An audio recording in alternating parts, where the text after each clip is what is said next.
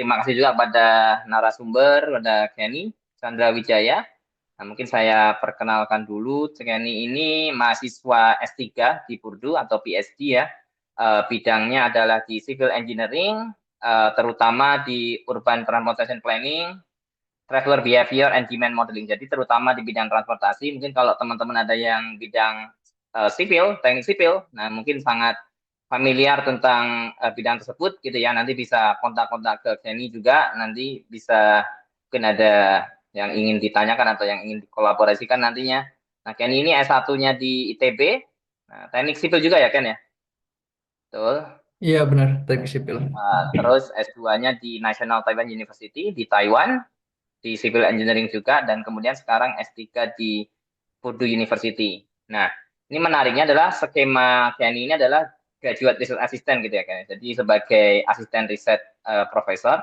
Nah, nanti itu yang mungkin kita akan banyak diskusikan di situ nanti. Tapi mungkin Kenny boleh ini kalau mau cerita-cerita dulu gimana biar dari S2 dulu di di National Taiwan University, kemudian bisa diterima di Purdue, kemudian dengan skema asisten gitu. Mungkin teman-teman sekalian kan pengen tahu nih ceritanya nih. Iya, jadi waktu S1 seperti normalnya di Indonesia menyelesaikan courses and then habis itu apa final project habis itu lulus.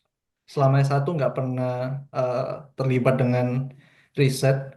Kemudian pertama kalinya terlibat dengan riset itu waktu S2 di National Taiwan University. Karena waktu itu ambil master yang lulusnya dengan tesis, jadi harus melakukan riset. Jadi pertama kali terjun di riset di S2, kemudian bisa sampai S3-nya mungkin banyak eh, pengaruhnya dari eh, lecture di National Taiwan University karena mereka lulusannya dari Amerika kebanyakan. Terus mereka kasih tahu eh, gimana sih cara dapat GRE itu seperti apa. Nanti mungkin kita bisa diskusi lebih lanjut nantinya. Ya, jadi setelah lulus S2 saya daftar S3 di Amerika dan akhirnya dapat di Purdue.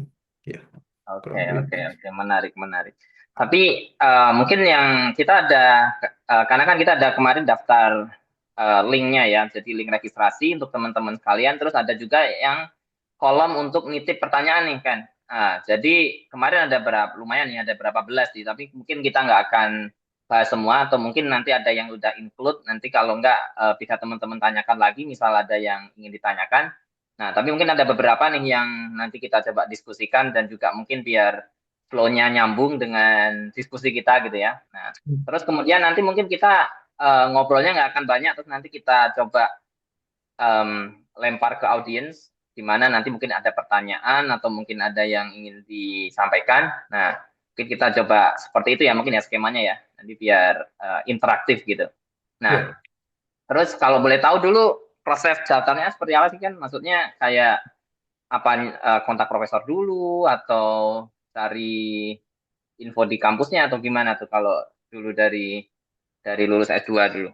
Ya, jadi urutannya sih sebenarnya mulai dari kita mau masuk jurusan apa dan kemudian pengen di expertise seperti apa. Habis itu kita riset orang-orang yang punya cukup andil di bidang riset tersebut. Terus kita bisa tahu dia punya universitasnya, tempat mereka ngajarnya di mana, labnya seperti apa. Itu semua biasa tersedia di online ya, bisa langsung ditulis nama profesornya nanti pasti keluar labnya.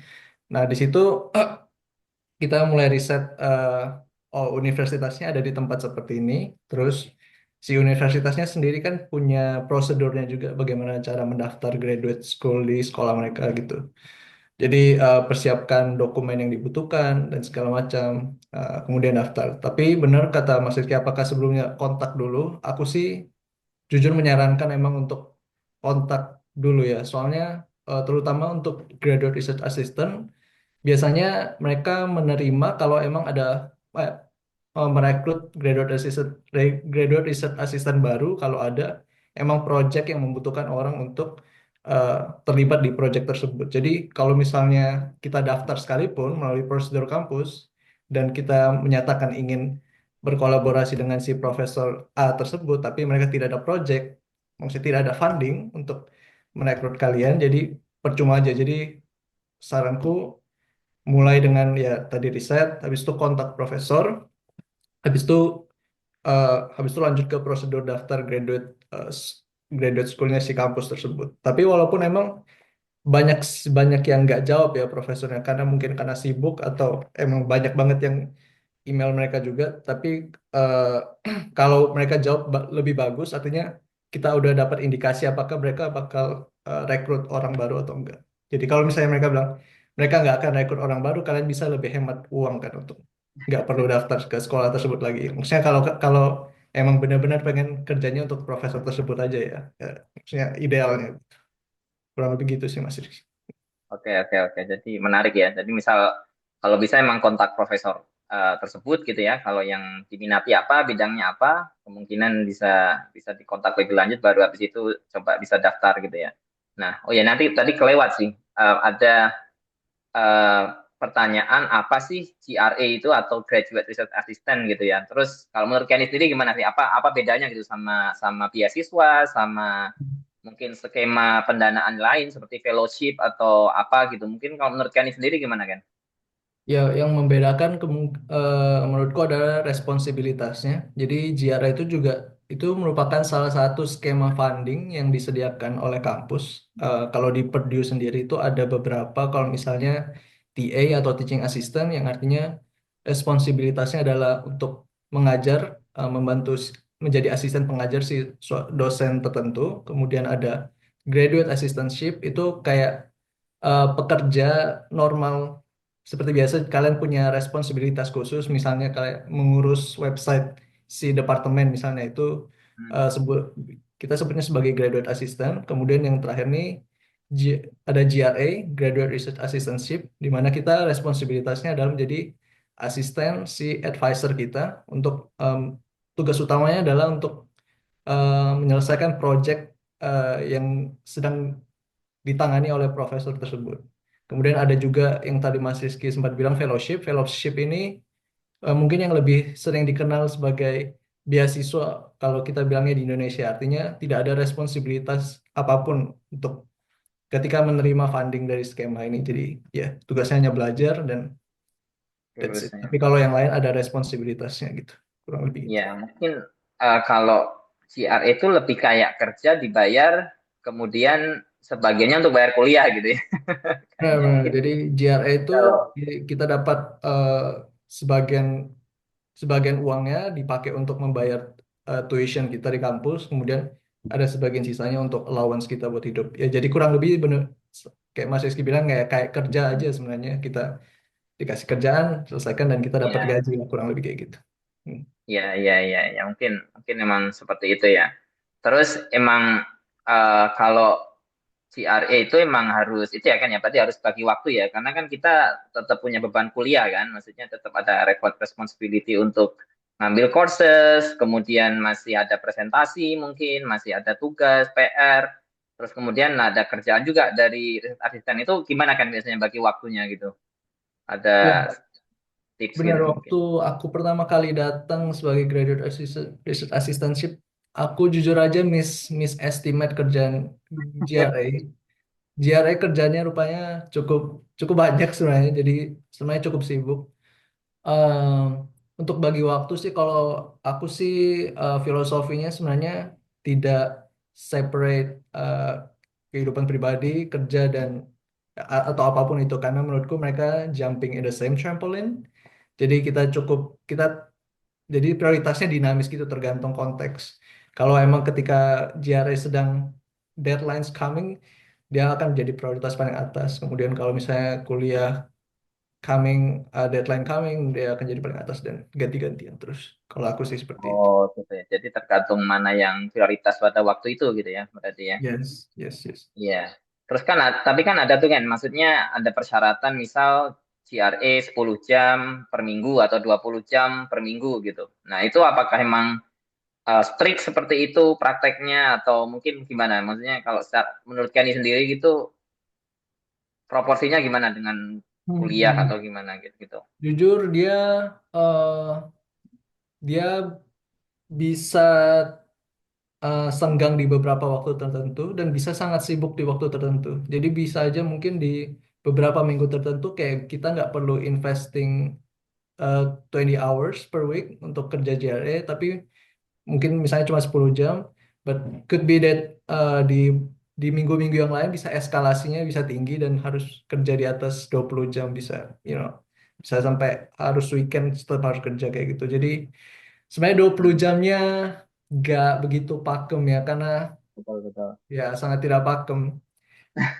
Nah, itu pun karena 20 jam karena kita sebagai mahasiswa internasional emang dibatasi untuk cuma 20 Ya, hours per week kan emang nggak boleh betul lebih, betul tapi betul. dia punya responsibilitasnya tetap sama, jadi there's no Ya, other way around, you just have to do ya it. Mm. seperti itu. Ya, mungkin kalau ada teman-teman yang belum familiar dengan konsep kerja sambil student di Amerika itu emang limitnya 20 jam seminggu gitu ya. Kita nggak boleh lebih dari itu kalau sebagai international student di Amerika. Kemudian memang dan dibatasi hanya di kampus gitu, terutama untuk yang emang visa pelajar kan ya. Kecuali kalau ada visa yang lain, tapi kalau untuk yang izinnya emang untuk belajar, itu emang dibatasi 20 jam seminggu dan hanya boleh di kampus. Nah, jadi itu makanya restriction-nya seperti itu mungkin jadi ya. Nah, jadi emang itu tadi. Terus em, jadi waktu terus kembali lagi kan ya, waktu dulu nyari opportunity untuk GRE itu berarti explore ke banyak kampus dan banyak profesor juga ya berarti ya. Benar-benar aku waktu itu daftar sekitar 10 kampus kayaknya dan keterima Oh, sekitar iya iya. 4 atau 5. Terus habis itu compare gitu ya mana yang gitu. Nah, nanti kita coba share juga teman-teman. Jadi kita dari tim Mindstem sempat mengcompile untuk beberapa contoh ini ya, lowongan-lowongan PhD atau master yang GRE untuk yang graduate research assistantship. Nanti kita coba share di akhir sesi ini nanti biar teman-teman bisa bisa tahu paling nggak sebagai acuan gitu ya untuk nanti mencari yang sesuai dengan bidang dan minat yang lainnya. Karena kan ini banyak sekali ya tema sangat tergantung dengan bidangnya gitu ya. Mungkin kalau beasiswa cukup general gitu ya. Tapi kalau riset asisten ini memang harus lebih mengarah ke bidang masing-masing gitu kan peluangnya jadi seperti itu. Nah, oke. Terus kalau boleh tahu kan mungkin untuk benefit yang didapat dari GRE apa saja? Mungkin tadi kan selain dibayarin kuliah, terus dapat stipend, kemudian ada nggak sih dibanding mungkin yang opposisi lain gitu ya? Benefitnya apa menurut Kenny sendiri itu kalau selama ini gitu? Ya mungkin kalau aku kurang tahu di kampus yang lain, tapi di Purdue kita sebagai graduate staff kita dapat medical benefit. Jadi kita semua orang punya harus punya insurance, dan kalau kita adalah graduate staff jadi sebagiannya ditanggung gitu. Ya itu juga salah satu benefitnya. Terus untuk akademiknya menurutku JR itu banyak banget manfaatnya. Pertama sih mengenai disertasi kita ya. Eh, Kalau kita jadi GRE kita akan eh, involve langsung di project, dan biasa project itu selalu ada data, dan eh, dengan kita kerja di sana kita juga terpapar oleh datanya gitu. Kita punya akses, jadi Mhm. mempermudah kita untuk menyelesaikan disertasi sebenarnya. Kalau kita memutuskan untuk pakai data dari project tersebut, terus ya sangat berguna untuk publikasi tentu saja kalau kita eh, ngerjain disertasi. Terus tentu Mhm. aja conference. Jadi kalau kita eh, punya karena kita punya akses terhadap data, kita bisa lebih fleksibel untuk mengerjakan riset.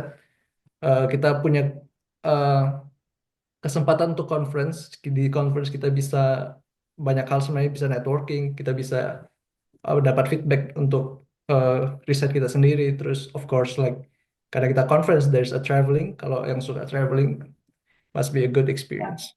Yes. ya, ya itu yang menariknya ya. Jadi di balik tanggung jawab untuk harus riset itu juga jadi kita emang harus ini ya jadi berprogres terus ya terhadap risetnya ya. Yes, Jadi yes. Kita jadi seperti itu.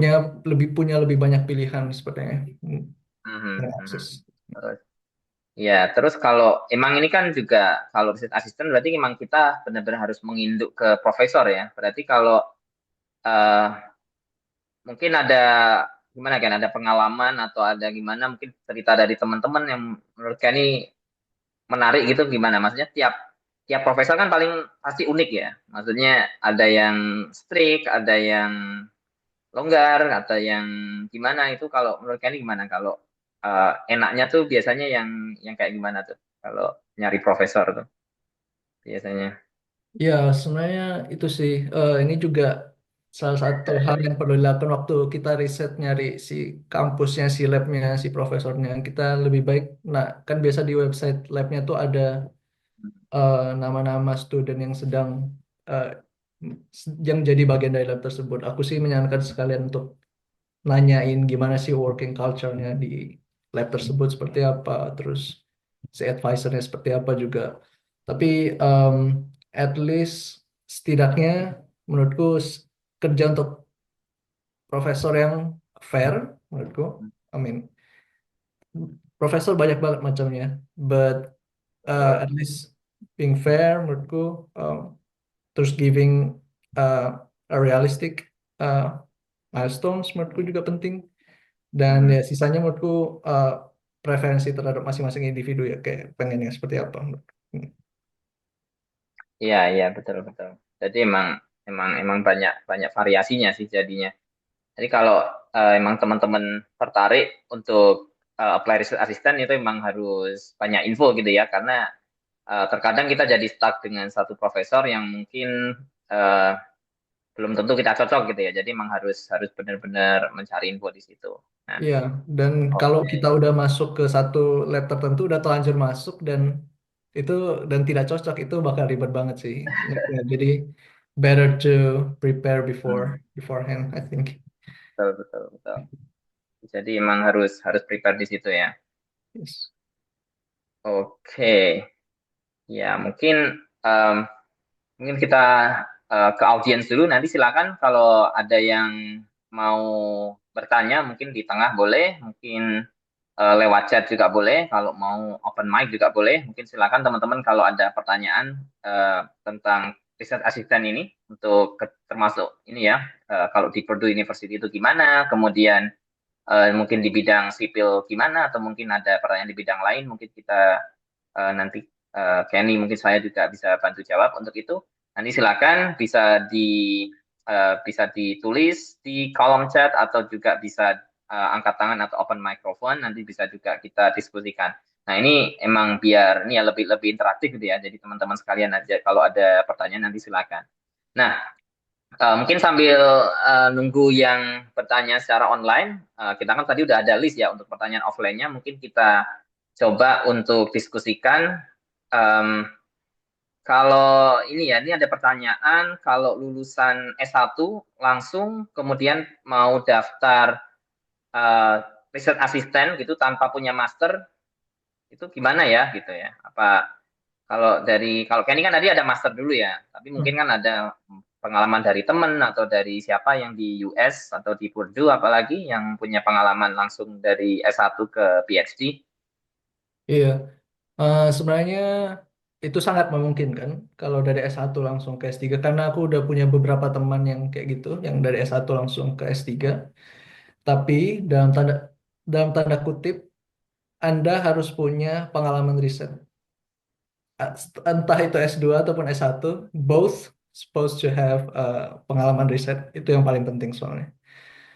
Jadi aku tahu beberapa temanku yang emang dari S1 ke S3 dia take a gap year untuk memperbagus CV-nya di bidang riset gitu. Jadi entah dia lakukan publikasi atau eh, presentasi di conference itu bakal berguna. Jadi ya tanda kutipnya adalah punya pengalaman riset. Setidaknya pengalaman yang nggak harus publikasi kok karena ya Iya, iya betul. Jadi emang ini ya, tapi emang banyak ya jadi yang dari undergrad dari S1 habis itu langsung ke PhD gitu ya kan ya. betul-betul banyak banget. Soalnya ada orang-orang yang emang udah tahu jalannya, emang pengen PhD, Iya, dibuka emang ada jalannya seperti itu. Yang iya nggak emang. punya master gitu. Oke, ini juga ada pertanyaan ini ya dari Kak Maria Regina Jaga. Ini Kak Inja. Kak ini CRA itu harus dari awal daftar kampus atau pas udah jadi mahasiswa di Purdue bisa bisa apply juga. Nah, Em, bisa bisa dua-duanya, bisa dari sebelum daftar kampus atau ketika udah jadi mahasiswa. Soalnya aku tahu ada temanku juga yang tidak ada funding, tapi sedang mencari funding ketika udah jadi mahasiswa di kampus. Kenapa? Karena ketika kita udah jadi mahasiswa, kita jadi lebih mudah dapat aksesnya. Kita udah ketemu profesornya dengan kalau kita udah jadi mahasiswa di sana, kita bisa ngobrol langsung dengan profesornya. Atau kalau misalnya mencari eh, funding untuk graduate assistantship, biasa informasi graduate assistantship itu cuma disebarkan ke mahasiswa sendiri biasanya. Jadi kalau kita udah jadi mahasiswanya, kita bakal dapat akses terhadap informasi itu tersebut juga. Jadi could be both, ya, bisa dua-duanya. Ya, ya seperti itu ya mungkin. Ya, oke, terima kasih Kak. Ini oke, terus ya tadi ya kan ya mungkin tadi ada benefitnya kalau malah kalau udah jadi student dan juga bisa lebih dekat ya kontak untuk profesor ya. Nah itu tadi Betul. kembali lagi ke waktu apply apply research assistantship itu kan harus kontak banyak profesor tuh. Nah padahal profesor tuh kayak Kenny bilang tadi kan banyak yang bisa dapat email tuh bisa banyak banget itu sehari itu mungkin nggak tahu puluhan atau ratusan mungkin ya bisa jadi ya. Hmm.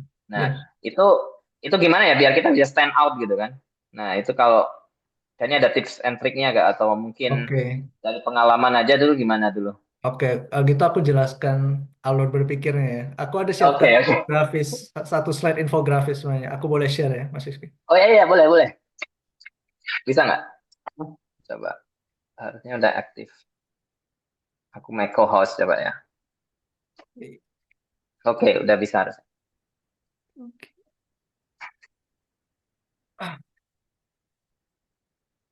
Oke, sebenarnya em, ini konsep yang aku dapat waktu S2 dulu, tapi berguna banget. Jadi kalian udah tahu mana yang perlu diprioritaskan, mana yang kurang perlu diprioritaskan. Jadi it starts with um, ya, jadi kalian tahu di profesor dan universitas. Jadi profesor tuh bernaung di universitas sama kayak kantor. Jadi ada employee-nya universitas adalah para profesor tersebut. Jadi seperti yang kalian tahu, profesor itu menulis grant proposals untuk project gitu.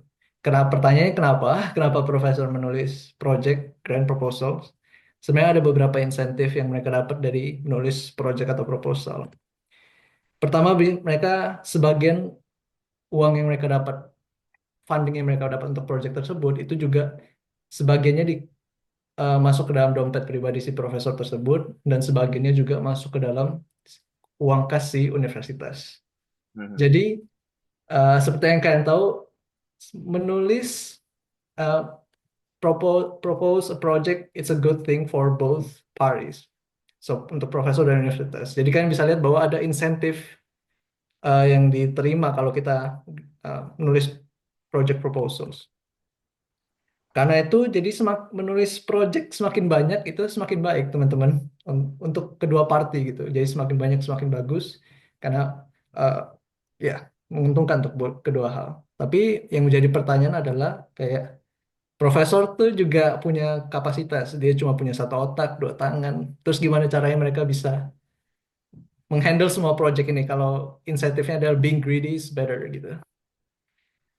Jawabannya adalah jadi GRE apa meng-hire GRE ini atau PhD student.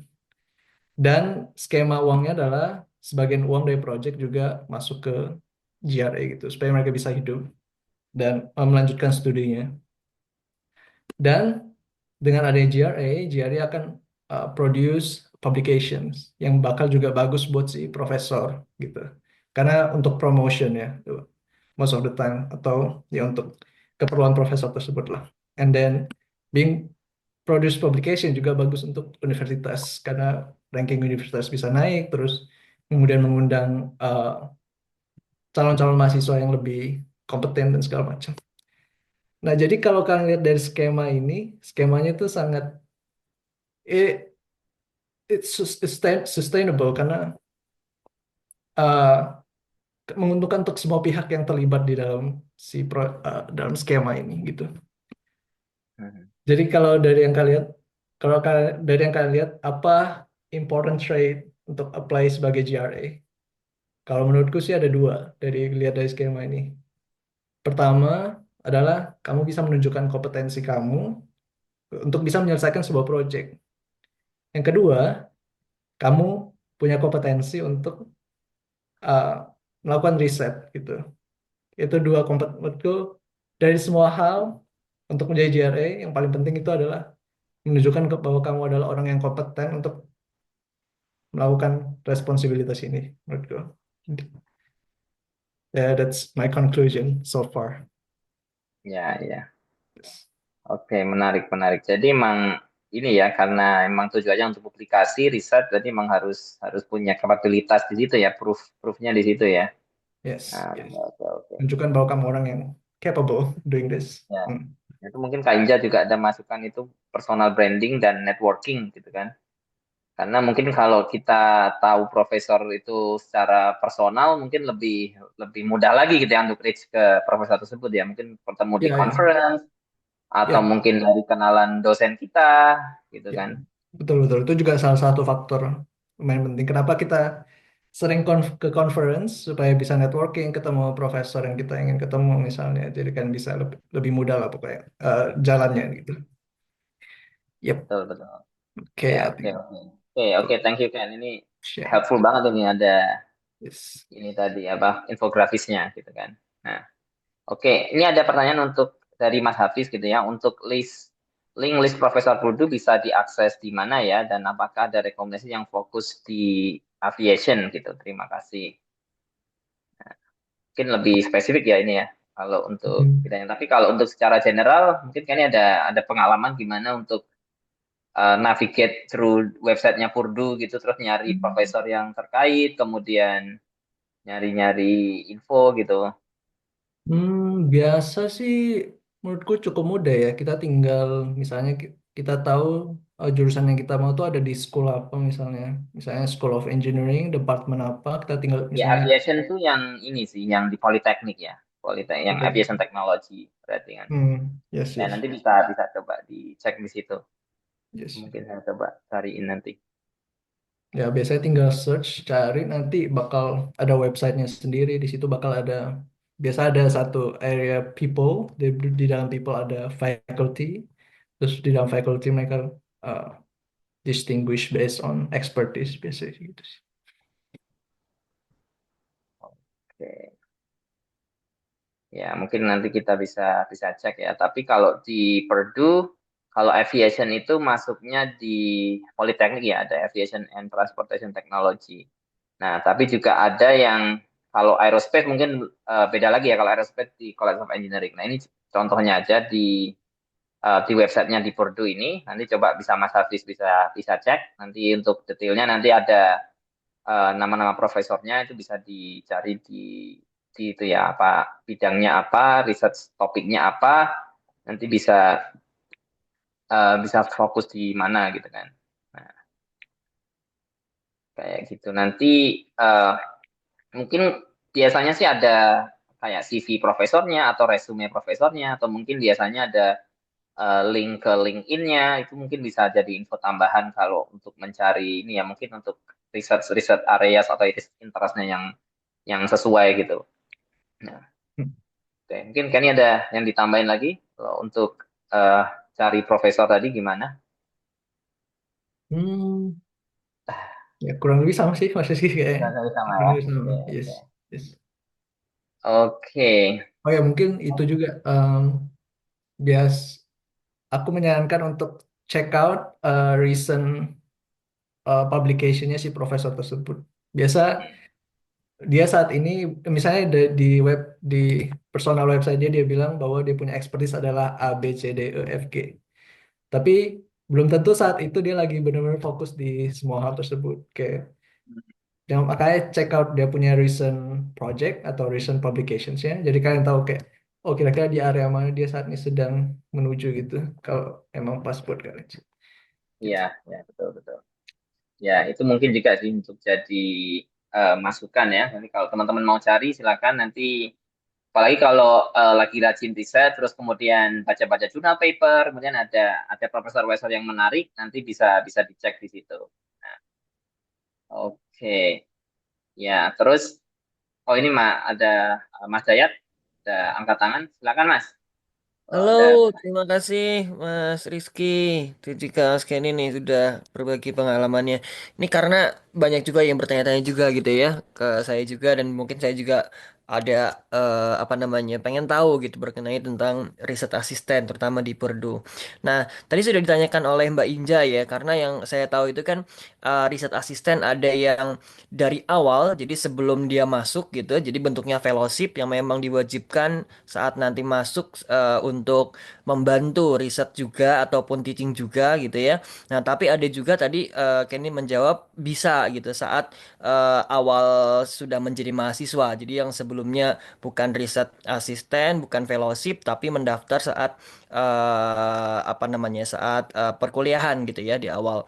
Nah, pertanyaan saya yang pertama, eh mungkin untuk yang riset asisten ini ya, apakah umum gitu bagi seseorang yang baru masuk yang mungkin belum ada fellowship untuk langsung mengapproach supervisor gitu ya, atau profesor yang dianggap cocok untuk bekerja? Apakah langsung email saja profesor tersebut untuk apply mau menjadi riset asistennya, ataukah memang ada satu tips tertentu gitu ya mungkin dari Mas Kenny ketika ada seseorang yang sedang apa namanya kuliah gitu tapi ingin mencoba untuk mengapply riset asisten ke seseorang profesor gitu.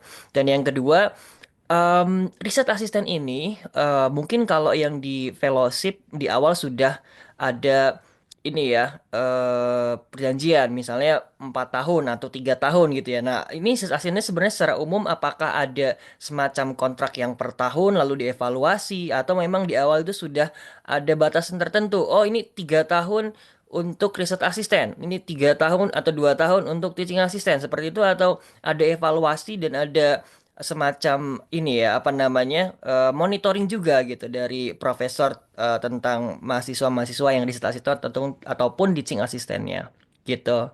Mungkin itu Mas Kenny ya pertanyaannya. Oke, terima kasih Mas Dayat. Oke. Um, Tips ya kalau udah jadi mahasiswa terus mau research assistant. Menurutku, um, first taking the professor's course. Jadi ambil course dia. Di situ kan punya kesempatan untuk interaksi sama si profesor. Sekalian dia juga tahu sama kamu gitu. Kemudian kalau pengen lebih emang tertarik dengan profesor tersebut, ajak ajak ngobrol personal gitu, tanyain apakah dia saat ini ada project apa aja saat ini yang sedang ada gitu. Dan kalau dia berkenan kasih tahu, jadi keep going on, and then habis itu kalian thinking, oke menurut kalian dari skill set kalian mana yang bisa untuk berkontribusi di project si profesor tersebut. Biasa sih eh, nggak akan langsung di apa ya langsung diketerima mungkin di the next term biasanya kayak soalnya di term tersebut biasa si profesornya kan udah rekrut si GRA yang baru, kemungkinan dia udah gak ada enough funding untuk rekrut di term yang sama, jadi kemungkinan bisanya direkrut di term selanjutnya di tahun berikutnya karena dia bisa ada pilihan untuk nggak hire new graduate research assistant instead of you gitu. Em, Kurang lebih kayak gitu sih. Terus yang pertanyaan yang kedua tuh soal yang kontrak sama evaluasi ya. Hmm, ah, mungkin berbeda.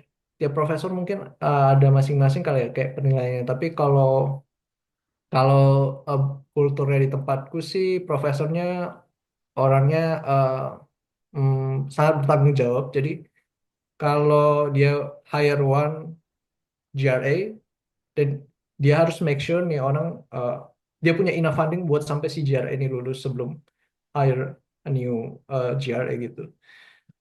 Tapi aku juga tahu sih ada beberapa kalau kontrakku sih base yearly ya, jadi diperbarui tiap tahunnya gitu. Um, tapi aku juga tahu emang ada beberapa graduate assistant yang kontraknya kayak lebih dari setahun kayak langsung 3 tahun gitu. Tapi aku kurang tahu kayak Ya, evaluasinya seperti apa, jujur aja. Hmm. ya.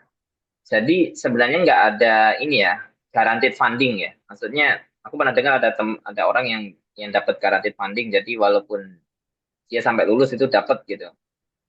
Itu apa Hmm. nggak selalu ada berarti kan? Biasa sih base menurutku ya kontrak projectnya tuh base on si project tersebut. Kalau si project tersebut berlangsungnya selama 3 tahun, kemungkinan kamu akan bakal dapat funding for the next 3 years. Jadi tergantung berapa lama si project tersebut berlangsung. Jadi kan biasa di di kalau kita dapat project biasa ditulis tuh mulainya dari kapan dan endnya Betul di betul. tahun berapa gitu. Nah biasa kayak gitu. Kalau misalnya kamu tetap involved di project yang sama, which artinya kamu bakal tetap dapat funding sampai Ya. uh, project tersebut berakhir biasa. Ya, mungkin yang tricky itu sebenarnya itu ya. Maksudnya gimana kalau kontrak kita nggak diperpanjang gitu kan. Itu yang jadi takut kan itu biasanya orang kalau ngambil riset asistensip gitu. Kan kayak tadi kayak orang kerja kan bisa dipecat gitu ya. Betul betul. Ya, Jadi kayak menurutku gitu ya. ya itu saatnya apa menunjukkan bahwa kamu orang yang kompeten gitu. Gitu. Itu waktunya menunjukkan. Biasa kalau si profesor tahu kamu orangnya bertanggung jawab, apa doing just fine gitu, dia bakal Hmm, apa propose another project for your behalf biasa gitu. Hmm. ya, ya, ya. Tapi eh saya mungkin kalau tapi kan ada juga kasus yang RA kemudian projectnya fundingnya habis, tapi dia kan bisa convert ke TA gitu ya, ke teaching ya kan, Yes. jadi teaching assistant.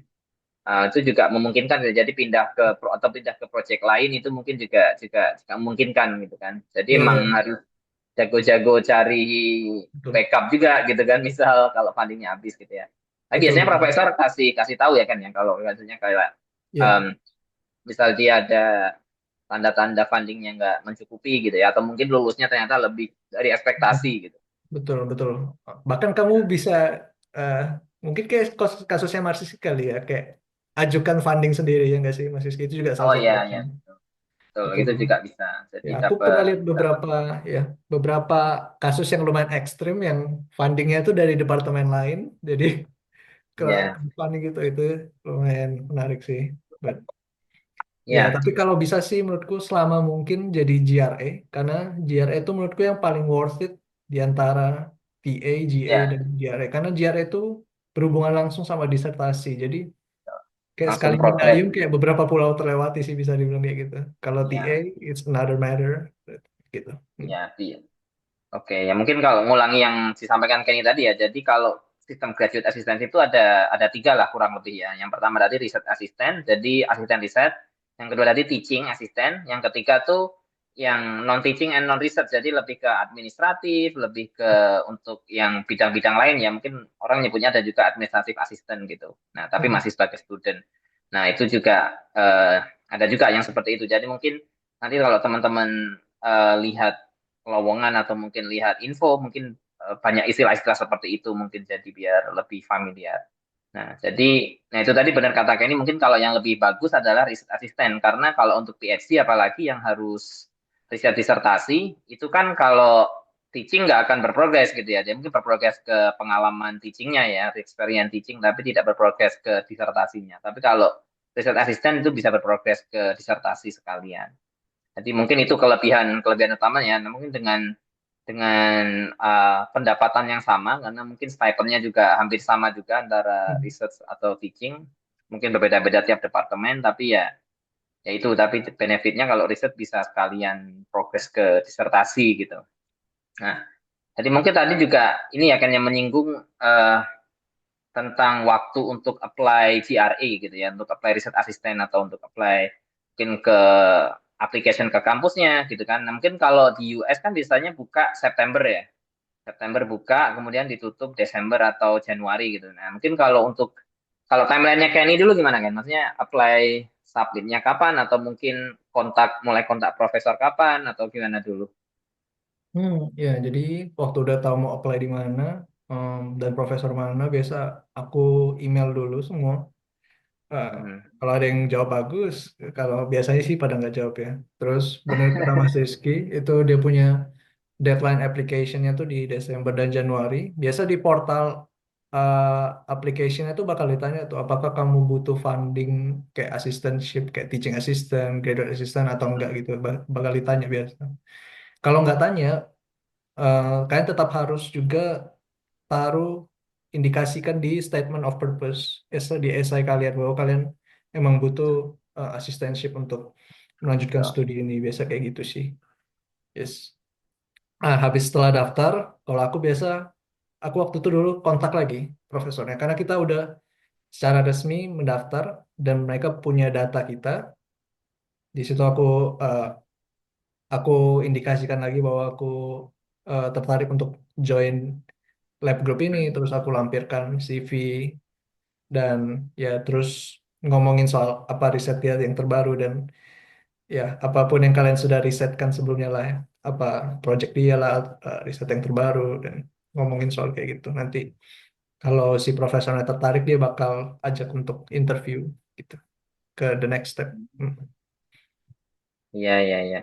Enggak, tapi itu udah mulai dari September itu, lalu waktu ini atau gimana kan dulu? Mulainya bulan-bulan apa gitu? Kalau masih Oh, ingat. persiapan dari awalnya banget nih Mas Sisi atau Ya, ya, wah mungkin dari awalnya biasanya awalnya banget otomatis itu pas kuliah malah. wah awalnya banget persiapan tuh mulai dari awal tahun awal tahun jadi Oh, ya jadi I sama took juga. the whole year untuk persiapan karena aku tahu essay took some time untuk revisi berkali-kali terus kalau misalnya ada target TOEFL atau IELTS yang kalian pengen kejar kalian punya Ya. waktu untuk mempersiapkannya juga. That's ya kalau butuh GRE apalagi GRE it's very tough. Hmm, um, took a lot of preparations jadi for me I took like whole year to prepare. So, but ya, getting more intense getting closer to the deadline. betul, betul. Iya, kalau di US itu mungkin yang apalagi PhD biasanya memang disyaratkan GRE itu ya. Jadi mungkin Yes, juga yang bikin teman-teman di Indonesia tuh takut apply di US karena itu gitu kan. yes, yes. Mungkin juga menarik kan dulu kalau tapi sebenarnya GRE itu em, nggak ada thresholdnya kan, maksudnya bukan kayak Iya, TOEFL kan. Maksudnya kan nggak TOEFL ada. kan misal harus 90 gitu kan, minimal Hmm. 90 kalau nggak 90 nggak akan masuk gitu atau mungkin kondisional gitu. Tapi kalau GRE kan memang dia kayak Iya, nilai rapot lah, jadi tambahan angka ininya ya. betul. Jadi Hmm. kalau teman-teman yang mungkin kalau GRE-nya belum bagus tapi pengen nyoba kayaknya it's okay gitu. Mungkin karena mungkin bukan bukan cuma itu yang akan dipakai gitu karena beda sama TOEFL atau IELTS yang ada benar-benar ada thresholdnya. Kalau kalau GRE itu lebih ke ini sih untuk sebagai tambahan tentang penilaian kita gitu ya mungkin ya. Tapi kalau Hmm. udah cukup kuat aplikasinya, profilnya mungkin mungkin tetap bisa masuk gitu ya, walaupun Iya. jarinya mungkin Hmm. kurang gitu. Banyak Nah, banyak seperti kampus itu. yang sekarang banyak yang optional kok GRE-nya Oh iya setahu. betul betul. Hmm. Jadi Ya nggak apalagi kayak nggak harus. semenjak COVID kemarin juga banyak yang juga mulai ini ya banyak yang udah opsional jadi nggak wajib harus ada GRE seperti itu. Yes. Oke, mungkin silakan kalau teman-teman ada lagi yang ingin ditanyakan atau enggak nanti kita akan lanjutkan untuk list yang sudah dikirimkan oleh teman-teman yang sudah registrasi melalui link pendaftaran kami. Kemarin ada beberapa yang sudah mengisi pertanyaan dan ingin ditanyakan ke narasumber, nanti kita akan diskusikan juga. Lalu misal ada teman-teman yang online di sini yang ingin bertanya, silakan bisa melalui kolom chat atau bisa open microphone atau bisa angkat tangan seperti itu. Kalau ada lagi yang mau ditanyakan. Oke.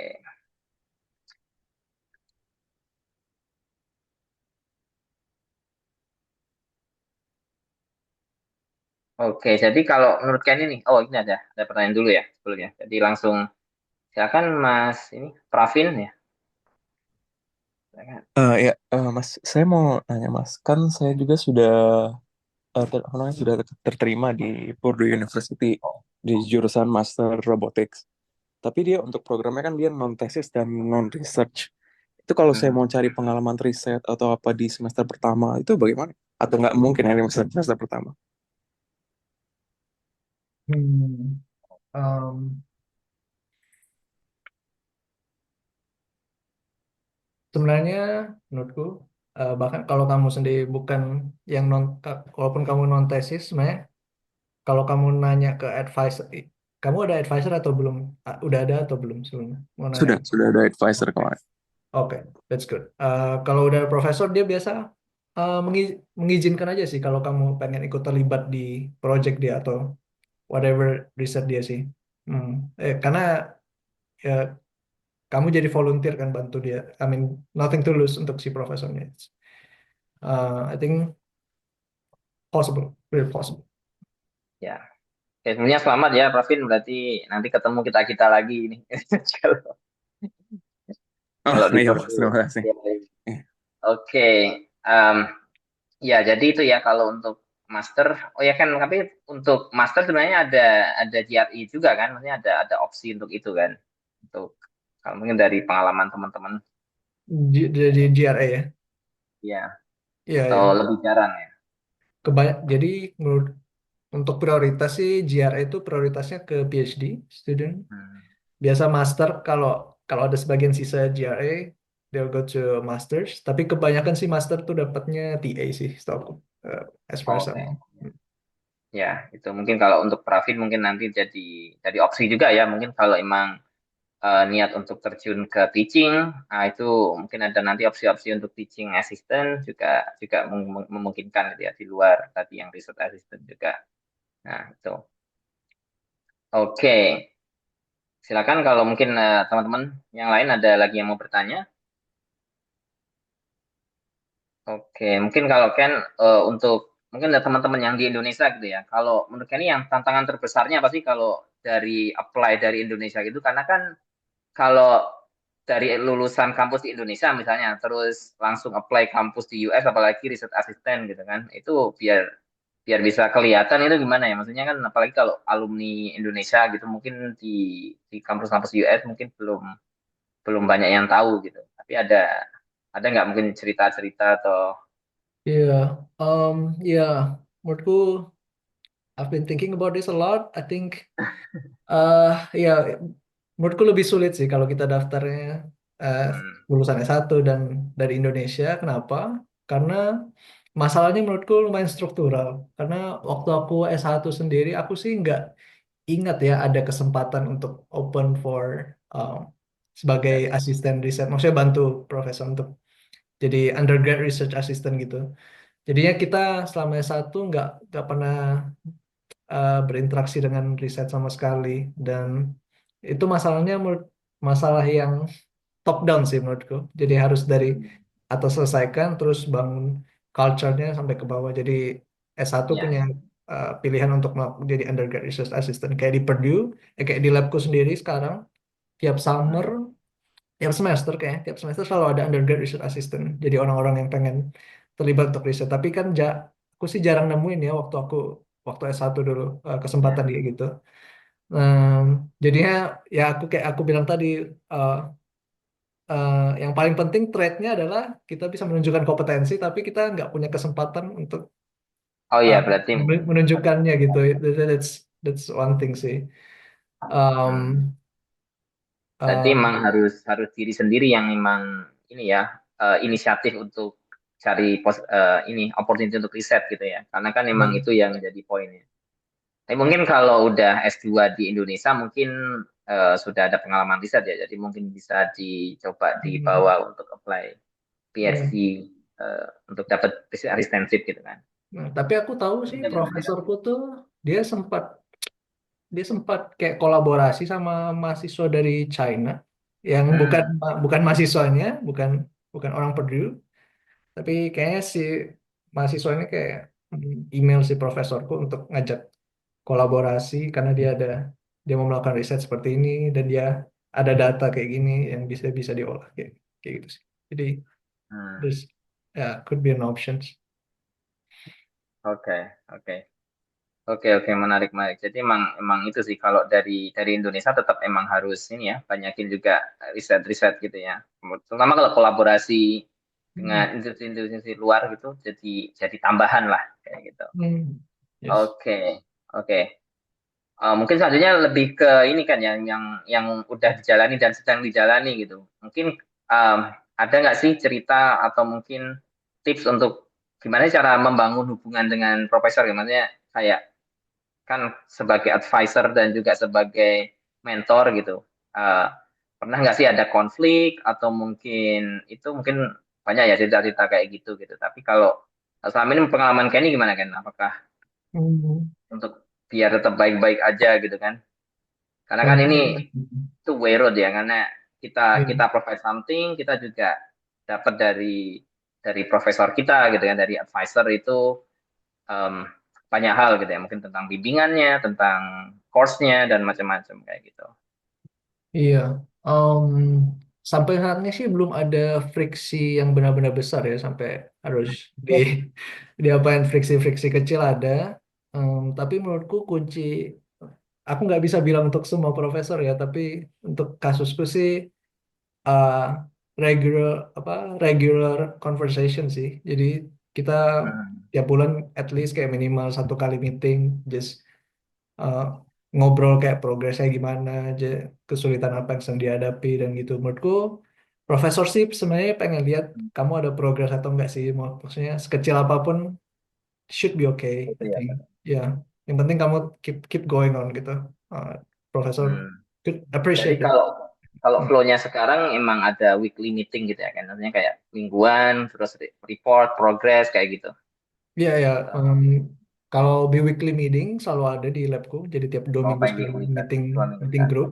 Terus kayak sebulan sekali untuk personal meeting biasa gitu. Jadi Oh, I harus see. yes gitu gitu. Oke, oke.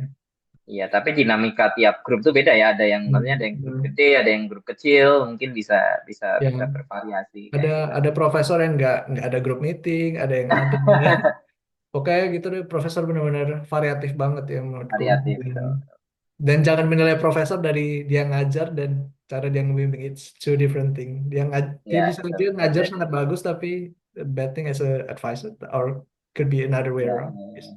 ya, tapi juga sama aja sama kayak kita kerja mungkin ya. Jadi Hmm. kadang perusahaan gimana, mungkin bosnya beda gitu ya. Kayak kayak Hmm. kayak gitu ini beda-beda kan. Iya, Sifat mentor, sifat advisor mungkin beda-beda. Itu yang iya, betul. mungkin cocok-cocokkan juga sih. Atau kita Hmm. yang harus adaptasi. Iya. Oke, mungkin ini kan ada pertanyaan lagi dari Mas Hafiz. Tadi mungkin kalau anggap aja lulusan S2 di Indonesia, hendak lanjut S3 di Purdue, bagaimana step dari awal sampai akhir, prosesnya itu gimana? Tadi mungkin sedikit mengulang, tapi coba kita ini ya, tapi itu tanpa jalur beasiswa gitu ya, tanpa LPDP, tanpa Fulbright, mungkin tanpa lain-lain. Tadi emang niatnya dapat riset asisten di Amerika ya, mungkin atau mungkin GA seperti itu. Hmm. Ya, jadi kalau tahap formalnya sih sebenarnya cuma satu, daftar, ikut jalur prosedur formal, and that's it. Tapi biasanya orang nggak cuma ngelakuin gitu sih. Mereka biasa mempersiapkannya dulu sebelum mendaftar. Kayak hmm, ada do, eh, kan ada beberapa dokumen yang perlu disubmit, misalkan kayak TOEFL, terus statement of purpose, essay, terus personal statement essay, harus CV, resume, that's all thing yang perlu dipersiapkan. Terus aku juga biasanya orang sebelum mendaftar dia riset dulu si profesor yang ingin, lab group yang ingin didaftarnya si profesor tersebut, kayak expertise-nya di bidang apa, terus risetnya akhir-akhir ini sedang apa, projectnya saat ini yang sedang berjalan lagi apa, itu semua di riset tuh dicatat semua. Terus Hmm. di situ kan bisa dengan informasi yang kalian tahu kalian formulasikannya di statement of purpose nanti. Dan sebelum itu juga aku juga menyarankan kalau yang ingin menghemat duit dan cuma pengen jadi GRE, uh, email dulu si profesornya, tanya apakah dia ada project atau project untuk di term the next term, atau dia apakah bakal hiring a new graduate research assistant atau enggak gitu. Itu jadi kalau dia bilang Oh. enggak, ya jadi kan udah nggak perlu daftar lagi sih di Hmm. di kampus tersebut. Uh, itu kalau eh, konteksnya kalian benar-benar ideal ya pengen kerjanya buat si profesor tersebut aja. Nah, setelah semua itu lewat, habis itu kayak submit uh, dokumen yang diperlukan segala macam. Habis setelah submit, habis itu tunggu beberapa waktu. Habis itu aku menyarankan juga email Hmm. lagi si profesor yang kalian tertarik tersebut, bilang kalau kalian udah daftar di kampus di departemen itu dan pengen dikonsider untuk jadi bagian dari lab group tersebut. Terus tanya apakah Oh, ya ada kesempatan untuk wawancara atau enggak, atau ya. ya, seperti itu. Tapi untuk yang formal officialnya itu emang cuma lewat aplikasi di kampus Ya, gitu ya kan. Jadi ya, tapi yang informalnya lebih ke email dan kontak personal profesor atau departemen gitu kan ya. Ya, yang formalnya cuma satu sebenarnya, submit dokumen. Yes. Iya, sebenarnya waktu kita ngisi application kampus di Amerika itu pasti selalu ada opsi apakah kita butuh funding gitu atau mungkin funding kita dari mana gitu. Kita nyebutin di situ kan.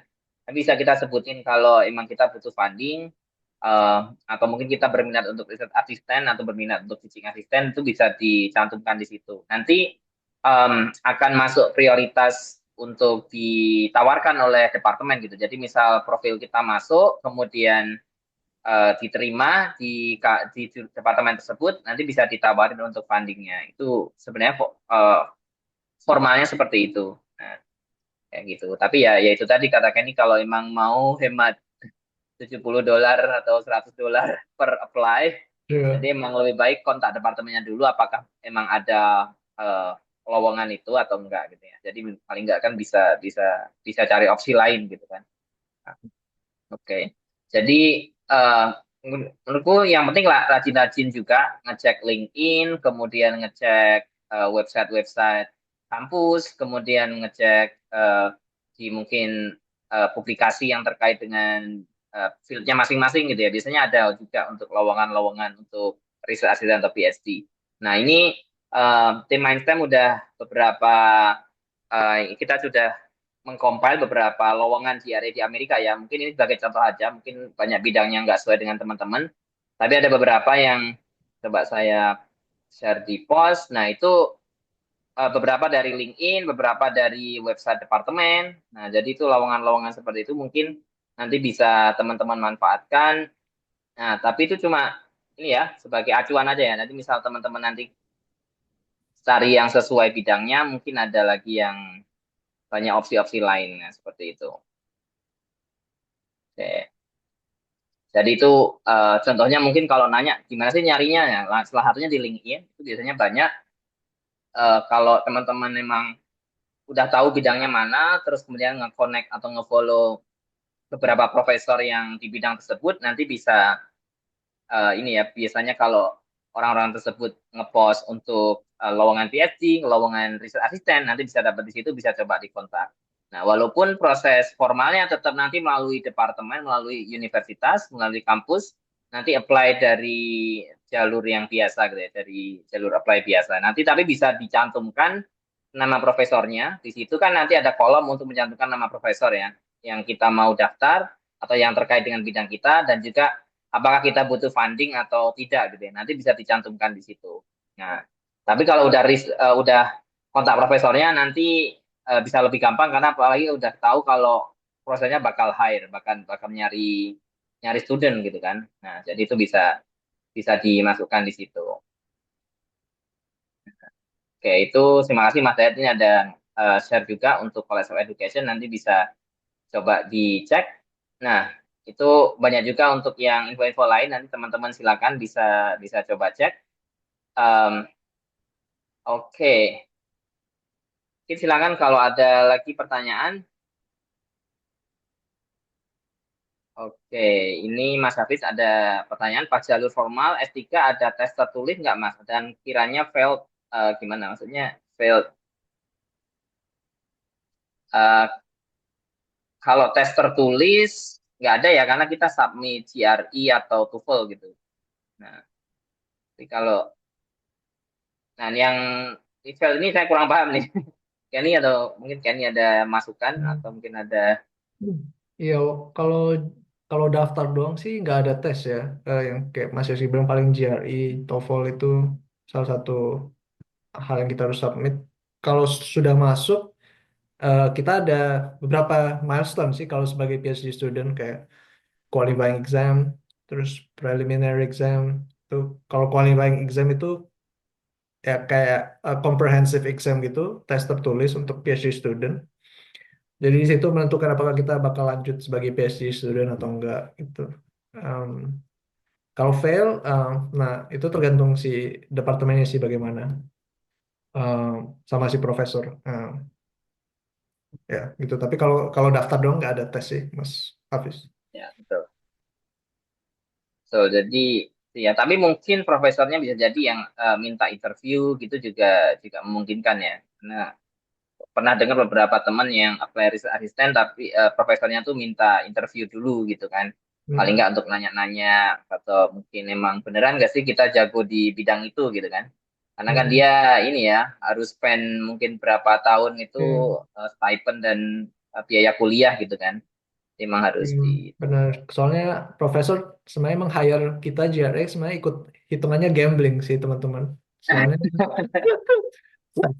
soalnya mereka nggak tahu kita sebenarnya kayak apa. Maksudnya cuma dari tulisan esai kita kan belum tentu menggambarkan seluruhnya. Jadi habis itu mereka makanya perlu the next step adalah interview. Jadi tahu kita personalitinya gimana, motivasinya gimana, apakah ini orang punya motivasi enough untuk sampai lulus PhD atau enggak. Soalnya um, i- itu jadi bakal situasi yang buruk kalau misalnya teman-teman kayak udah jadi GRE, PhD student, terus living in the middle, keluar tiba-tiba, itu sangat tidak mengenakan buat si profesornya karena terutama untuk asisten profesor yang sedang dalam masa tenure track, mereka harus uh, luluskan beberapa PhD student, terus publikasinya juga sebagai salah satu metrik yang menentukan mereka bakal jadi associate professor atau enggak. Jadi it's a gamble for professor juga gitu. Jadi make sure kalau make sure kalau pengen PhD,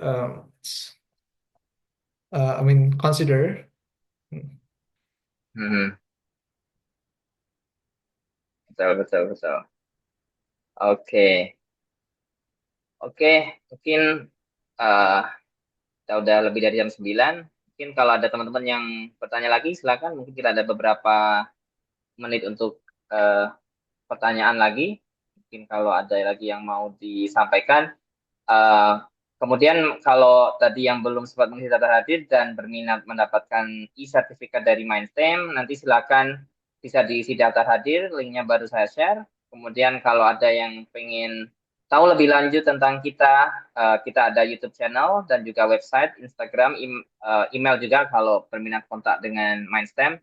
Dan kita juga ada WhatsApp community yang lumayan aktif. Kita sering share untuk artikel-artikel terbaru kami di mindstem.id di website kami dan juga di ini ya kegiatan-kegiatan kami terkait dengan itu tadi pemrograman, terkait dengan pelatihan, webinar dan ini ya tips-tips kuliah di luar negeri juga. Nah, seperti itu. Jadi teman-teman bisa bisa bergabung di situ. Oke, mungkin kalau nggak ada pertanyaan lagi, ini sudah hampir semuanya mungkin saya tanyakan. Oh ya, mungkin terakhir kan ya, kalau boleh kasih tip nih satu satu atau dua tips nih buat teman-teman sekalian yang berminat untuk daftar research assistant, nah, mungkin menyimpulkan tadi juga ya, itu apa Ken? Kalau bisa. Nah ini Hmm, sekalian menjawab pertanyaannya Raymond ya mungkin ya. Maka saya apakah ada tips yang perlu dilakukan untuk bisa mendapatkan GRE? Yes, itu sih punya tips paling pentingnya adalah uh, punya pengalaman riset. Itu yang paling penting menurutku. Dia compared to other whole thing.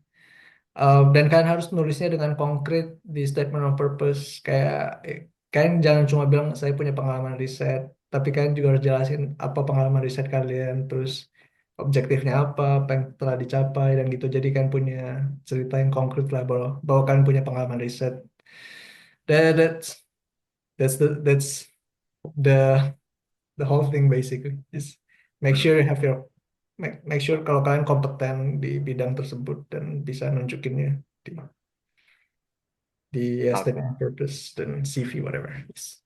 oke, oke. Oke, thank you Ken.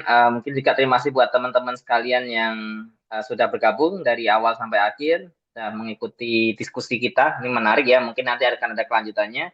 Dan juga yang berniat apply untuk research assistant dan juga PhD atau master di Amerika. Mungkin ada deadline-nya masih sekitar Desember atau Januari. Mungkin ada beberapa waktu. Silakan teman-teman yang ingin mempersiapkan bisa juga kontak kami. Kalau ada yang ingin dibantu atau mungkin eh, bersama ini ya, kalau ada tips and trick yang mau ditanyakan lagi, nanti bisa juga cek di YouTube kami ada beberapa di Mindstem ada beberapa video tentang tips and trick untuk kuliah dan mendapatkan beasiswa di Amerika. Nanti silakan bisa dicek di situ. Gitu. Mungkin dari saya mungkin seperti itu aja. Terima kasih teman-teman sekalian. Selamat berakhir pekan dan juga selamat beraktivitas untuk teman-teman sekalian. Oke. Oh iya, dan ini nanti akan kita share di YouTube channel Mindstem untuk rekaman pada pagi hari ini di waktu Indonesia. Jadi teman-teman silakan kalau nanti ingin berminat menonton kembali, nanti bisa dicek di YouTube kami. Mungkin beberapa hari ke depan kita akan coba post